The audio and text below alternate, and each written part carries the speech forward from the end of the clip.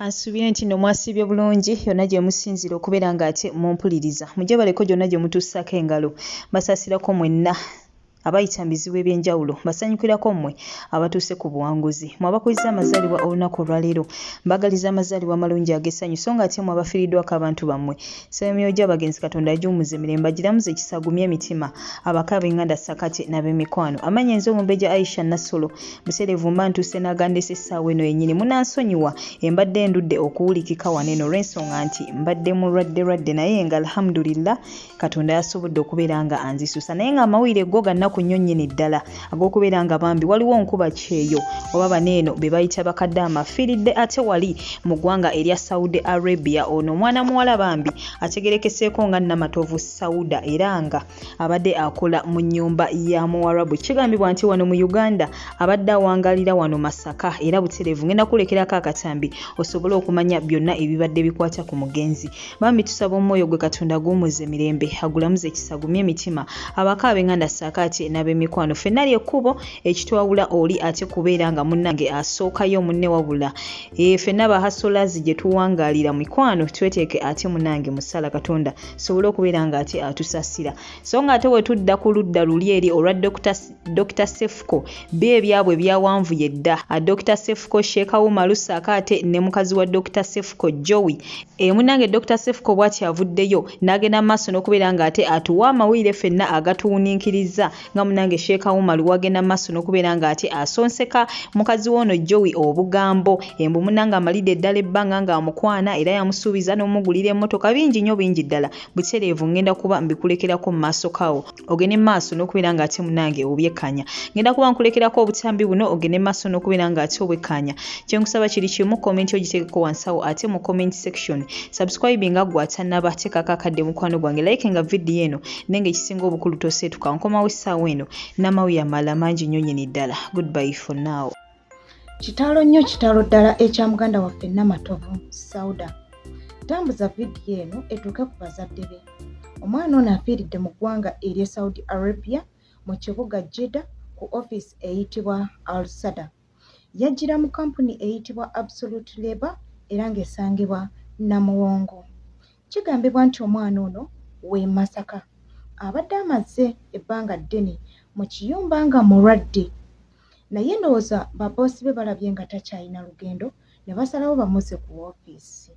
ebyembi babadde bakamutuusa ku woofiisi bambi nassa ogw'enkomerero tambuza vidiyo eno etuuke ku bazadde be kitalo nnyo kitalo ddala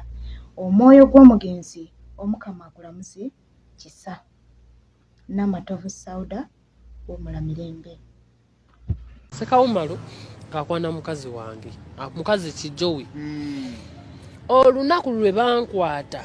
lwe namuwulirako ku ssimu ng'ayogera bino ebirala nalaba chaati nendaba n'ebifaananyi bye yamuweerezanga ng'ali mu kinaabiro bwamuweza kati nkola kino bwamuweza naye nga noona amukipingirawo nga ki nga tagamba omukazi nga tagamba yaŋŋambako nti ono omulaba nkwana ne mga atwala eri Sekawumalu tasobola kukola ebyo nenkavuma n'okavuma oli mu kitiibwa kye musajja omukulu tasobola kukwana nga nkimanyi tasobola nga ngamba oli Seka mulambaze ni musiraamu Seka musiraamu abeera ku TV asoma Qur'an biki aha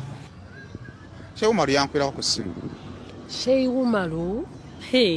n'engeri gye twamusangamu ne kye yali akola bwe nkubuulira Sheikh Umar ye yakwasa Sheikh Umar ye yankwasa ankwasa atya by the way zino gundi wandizikoze nga bbiri kuba nina information gye njagala okuwa sikufulu figa wabula bino ebyali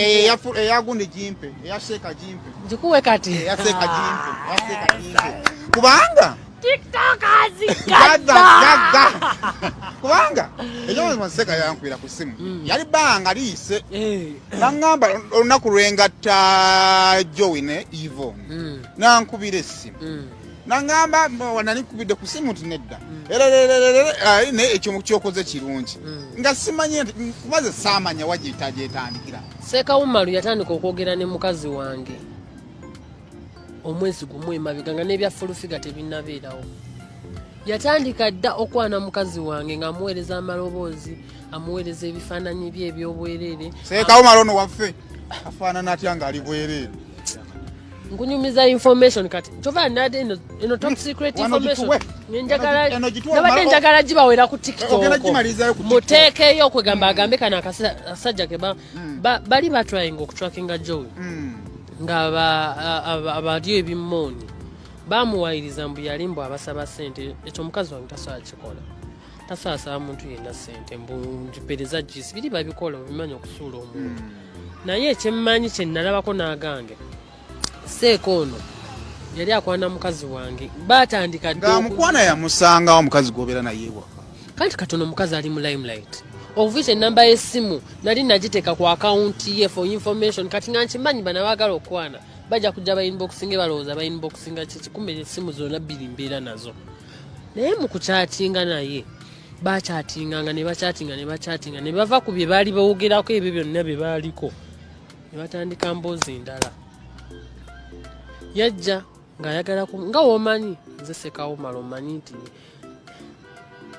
Joe ekyoba olina okumanya nti okukuba tatu ya Cephco ku mugongo oba ku kabina oba ku mabeere oba ku ttako whatever the tattoo is tekikufuula ow'amaanyi nnyo tekikufuula ow'akabi nnyo neyongera okutegeeza nti bagenda kukyawa ne tattoo yo ogenda ogikubemu ekiwojjolo yes ogenda ogikubamu ekiwojjolo tattoo yo oba ogikubemu omutima oba ogikubemu akataago nga we twalaba Shira Gashumba n'abalala bangi abazze babeera mu ttuluba ng'eryo eriryo. So you people, you should respect Nakankaka. There is no woman like Nakankaka in Uganda who can stand mubulungi oba mububi to run for his ex who came out and disrespected her in the public. Namulangira obuddugavu, namulangira obubi, namulangira obukyaye. Byonna nabiteeka aside. Those are the ladies with pure hearts. Those are the ladies with pure hearts. Nditulina emitima egiri pure.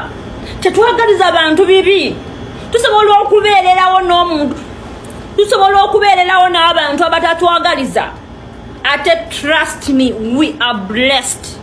It is the Obagana, tuli blessed. Omanyi kikengezako okubagamba tuli blessed. Essaawa zino njagala Joe naawe ofune essimu. Ogulewo akaunti yo eya TikTok. Tulabe oba ogenda kufuna following nga Nakankaka gy'alina. Ekintu empisa okukakkanako ku ttaka ebiseera ebisinga obungi nga mu mmere tolina kiddako naye still you disrespected people in front of the camera. So banange, let us appreciate Nakankaka for the good job that he does on Cephco's, on Cephco's issue. Nasobola okubeerawo